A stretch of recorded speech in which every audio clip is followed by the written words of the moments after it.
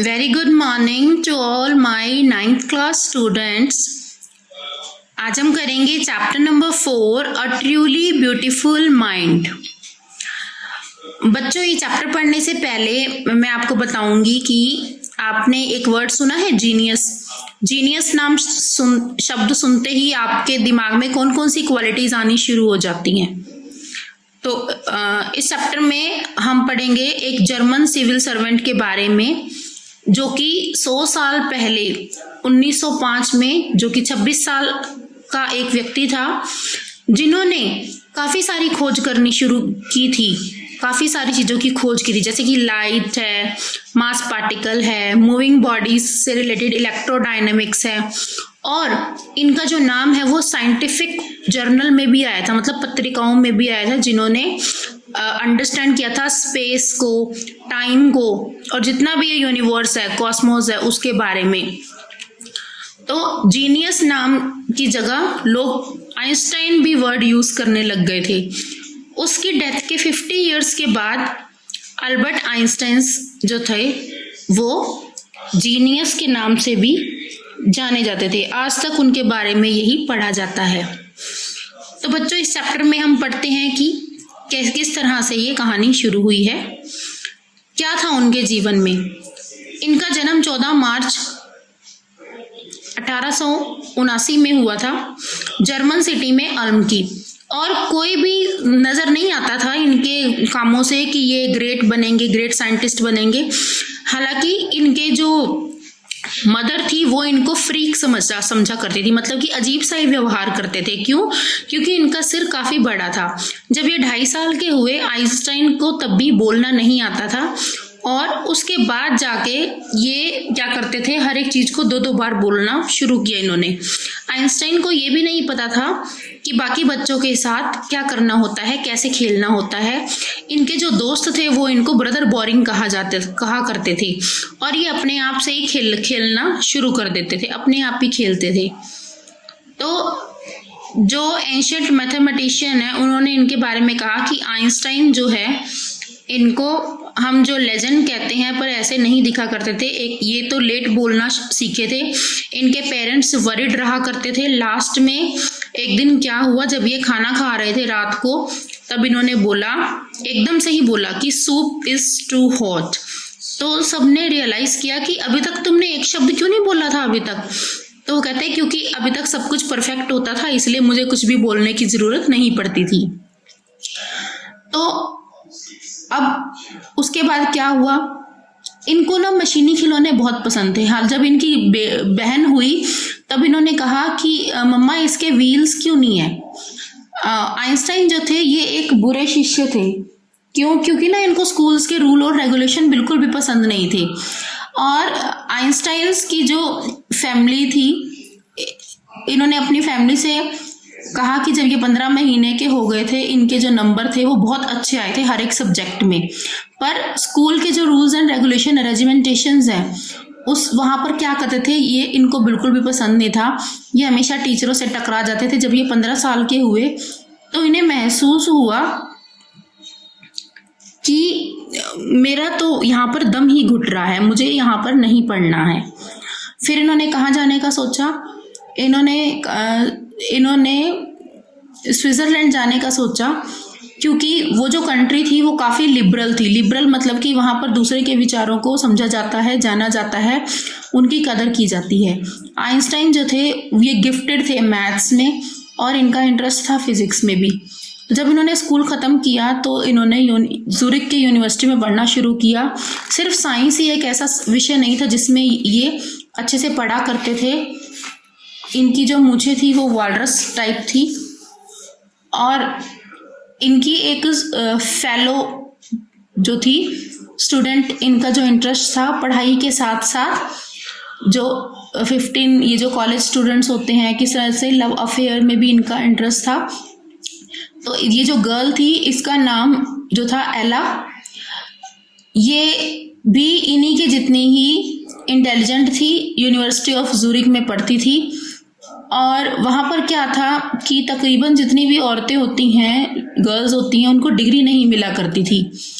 और ये जो गर्ल थी ये फिलिस्तीन के अगेंस्ट थी। फिलिस्तीन ऐसे लोग होते हैं जो कि आर्ट एजुकेशन में इंटरेस्ट नहीं रखते, उनसे नफरत करते हैं। तो ये एला और आइंस्टाइन ये दोनों क्या करते थे, ये फिलिस्तीन्स के अगेंस्ट थी। तो ये जो कपल था ये दे फेल इन लव, लेटर्स अभी तक इनके सरवाइव करते हैं जो कि इन्होंने एक दूसरे को लिखा करते थे, जिसमें साइंस और कोमलता है, टेंडरनेस है। How happy and proud I shall be when we both have brought our work on relatively. तो ये दोनों बहुत ही हैप्पी थे और खुश थे कि जब इन्होंने दोनों ने मिलकर थ्योरी ऑफ रिलेटिविटी को पर काम करना शुरू किया। 1900 में जब 21 साल के हुए तो ये ग्रेजुएट हो गए थे पर अनएम्प्लॉयड थे। इन्होंने टीचिंग असिस्टेंट की तरह काम करना शुरू कर दिया, एक टेक्निकल एक्सपर्ट बन गए थे। और इनका बर्न में एक पेटेंट ऑफिस था। पेटेंट ऑफिस क्या होता है, जब किसी की खोज की जाती है तो खोज करने वाले को कुछ अधिकार मिलते हैं। तो वहाँ पर ये लोगों की खोज को असेस किया करते थे, मार्क्स लगाया करते थे। आइंस्टाइन जो थे वो अपने खुद के ही सीक्रेट को डेवलप किया करते थे, इसीलिए इनका जो डेस्क ड्रॉअर था जहाँ पर ये बैठा करते थे उसे ब्यूरो ऑफ थ्योरेटिकल फिजिक्स भी कहा जाता था। एक फेमस पेपर था 1905 में जिसके बीच में आइंस्टाइन की स्पेशल थ्योरी ऑफ रिलेटिविटी जो थी वो पब्लिश हुई थी। इन्होंने ये थ्योरी दी थी कि टाइम और डिस्टेंस जो होते हैं ये ऑब्सोल्यूट नहीं होते हैं, ये एक दूसरे के विद रिस्पेक्ट टू ही कंसर्न होते हैं। दो परफेक्टली एक्यूरेट क्लॉक्स जो होती हैं वो कभी भी सही समय नहीं बताती है, हालांकि उन दोनों की जर्नी सेम भी रही हो तो भी। तो इसी रिलेशन को ध्यान में रखते हुए इन्होंने बहुत ही इम्पोर्टेंट फॉर्मूला जो था वो प्रोवाइड किया था, फेमस फॉर्मूला E=mc²। E जो है वो एनर्जी है, M है मास और C है speed of light in vacuum. जब आप एक अच्छी लड़की के साथ बैठे होते तो आपको 2 घंटे भी बहुत कम लगते हैं, पर अगर आप एक गर्म तवे पर बैठे हो 2 मिनट के लिए भी तो भी आपको बहुत ज़्यादा लगता है। यही थ्योरी ऑफ रिलेटिविटी है। मतलब डिपेंड करता है कि आप कहाँ बैठे हो, कौन सा समय आपको ज़्यादा महसूस हो रहा है और कौन सा समय आपको कम महसूस हो रहा है। उसके बाद क्या हुआ, ये जो थे अपनी गर्लफ्रेंड से शादी करना चाहते थे, पर इनकी जो मम्मी थी वो उसने शादी करने से मना करवा दिया। क्यों? क्योंकि उनका मानना था कि वो भी इंटेलिजेंट है और वो उम्र में बड़ी है, तो वो इनकी जो जोड़ी है वो अच्छे से नहीं निभ सकती। फिर भी इन्होंने शादी की और आखिरकार इनकी मम्मी की बात सच हो गई और 1919 में इन्होंने तलाक दे दिया। क्यों? क्योंकि वो जो लड़की थी वो थी तो इंटेलिजेंट, वो नाखुश थी क्योंकि उसे एक हाउसवाइफ बनकर वो सेटिस्फेक्शन नहीं हो रही थी कि इतना पढ़ने के बावजूद भी मैं एक हाउसवाइफ बनी हुई हूँ। तो आइंस्टाइन का जो नया पर्सनल चैप्टर था वो शुरू हुआ 1915 में। अब जैसे ही इसका पार्टनर न्यू मिला, इसकी जो लाइफ थी वो भी पूरी तरह से बदल गई। इन्होंने रिलेटिविटी की थ्योरी पर ध्यान दिया और ग्रेविटी की एक नई परिभाषा निकाली। इन्होंने एक दिन एक्लिप्स आया तो इन्होंने पहले से ही जो प्रेडिक्शन की थी वही प्रेडिक्शन इनकी सच साबित हुई, जिसकी वजह से क्या हुआ, ये एक साइंटिफिक रेवोल्यूशन माना गया। इनको इस बात के लिए नोबेल प्राइज भी मिला और उनको बहुत ज़्यादा ऑनर और इन्विटेशन मिलने शुरू हो गए पूरे वर्ल्ड से। और जो प्रेस थी उसमें बस यही छाए रहे थे।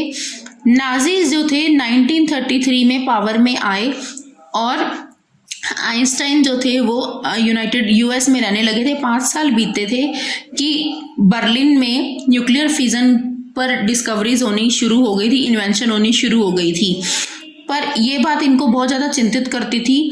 फैसीवाद जो था वो उन दिनों वहाँ पर बहुत ज़्यादा फैला हुआ था, तो वहाँ पर सब लोग डरते थे कि नाजी कहीं बम वगैरह ना फेंक दे। अगर एक भी बम वगैरह गिर गया तो पूरी की पूरी जो लाइफ है वो डिस्ट्रॉय हो जाएगी। पर फिर इन्होंने क्या किया, अपने कलीग्स के कहने पर इन्होंने American president Franklin D Roosevelt को लेटर लिखा 2 अगस्त 1939 पे, जिसमें इन्होंने बोला था कि एक सिंगल बम भी जो है वो अगर पोर्ट में गिरा दिया जाए तो वो पूरे पोर्ट के साथ साथ अपने आसपास लगने वाले सारे शहर को तबाह करेगा। परंतु इनके शब्दों ने कोई असर नहीं दिखाया। अमेरिकन ने एटॉमिक बम डेवलप किया अपने आप से ही, किसी को बिना पता लगाए, और जापानीज सिटी हिरोशिमा और नागासाकी में फेंक दिया। आइंस्टाइन को बहुत ही बुरा लगा इस डिस्ट्रक्शन से। इस वक्त उन्होंने क्या किया, यूनाइटेड नेशन को लेटर लिखा और जिसमें इन्होंने ये बताया था कि एक वर्ल्ड गवर्नमेंट होनी चाहिए। जिस तरह से रूजवेल्ट को लिखे हुए लेटर का कोई जवाब नहीं आया, इस तरह से यूएन नेशन को भी लिखे हुए लेटर का कोई जवाब नहीं आया अगले 10 सालों तक। अब आइंस्टाइन जो थे वो पॉलिटिक्स में इन्वॉल्व हो गए थे और ये क्या बताना चाहते थे कि आर्म्स जो थे इनका बिल्डअप वगैरह नहीं होना चाहिए, और इनकी कैंपेनिंग ये लगाया करते थे कि सब तरफ शांति और डेमोक्रेसी होनी चाहिए, लोगों का राज होना चाहिए। आइंस्टाइन जो थे वो 1955 में डाई हो गए थे 76 की एज में, और अभी तक इन्हें जो है विजनरी होता है जो लोगों के बारे में अच्छा सोचते हैं, उस तरह से इनके बारे में सोचा जाता है और वर्ल्ड सिटीजन के नाम से भी इन्हें जाना जाता है। ये सचमुच में एक साइंटिफिक जीनियस थी।